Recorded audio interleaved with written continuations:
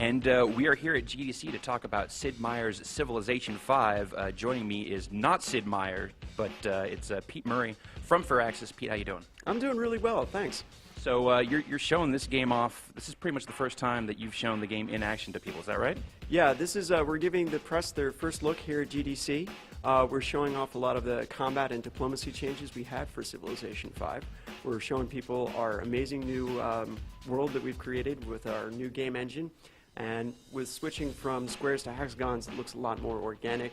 It looks a lot richer. We're bringing people into the game world in a way we really haven't done before. You've added two sides and have completely changed the dynamics of Civilization, it seems. It does. That's probably the biggest change overall. And not only does it give us a really great looking world, but there's some really neat gameplay changes to that as well, too. Movement feels a lot more organic, and switching to hexagons actually removes a lot of the ambiguities of the map. For example, you can have some oddities with land and water interactions. That's cleared up a lot when you switch to hexagons. And again, the art looks absolutely beautiful when you have a world that looks like the kind of thing you fly over. How much struggling was there internally at Firaxis when it was proposed that we're going to go with hexes this time? Or was that something that after Civ 4 was like, this is the logical progression, this is where we need to go? You know, the switch to hexes was probably one of the first changes implemented for the game. John Schaefer, who's the lead designer, was a big fan of the PC game Panzer General. And that's a one unit per tile, hex-based game, and he'd played it for hours, and he's always said that was something he wanted to see in a game of Civilization. We've been really happy with the way it's worked out in the game, and from the reception we've gotten from our fans, we think they're excited about it too. For full disclosure here, say that I've never played a full, proper Civilization game. Sorry. However, played Civ Rev and really enjoyed that. And I felt like it was a great introduction to the style of turn-based gameplay that is Civilization. Anything from Civ Rev specifically that's kind of snuck its way into Civ 5? Civ Rev was important because it taught us a lot about how to create a user interface that took all of the seas of information you have in a game like Civ and show it to players in ways that they can control it with a gamepad, so they have the most salient information right at their fingertips. So we've really taken those lessons and created an interface that really improves the accessibility of Civilization V. So whether you're coming to us from Civ 4, you'll very quickly see what the differences are in the gameplay.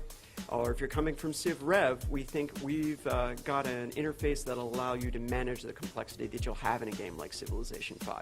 Because it seems like just, adding more to what was already in Civ 4, already a very complicated game, is not going to necessarily make it better. You have to kind of find different directions and refine some stuff instead.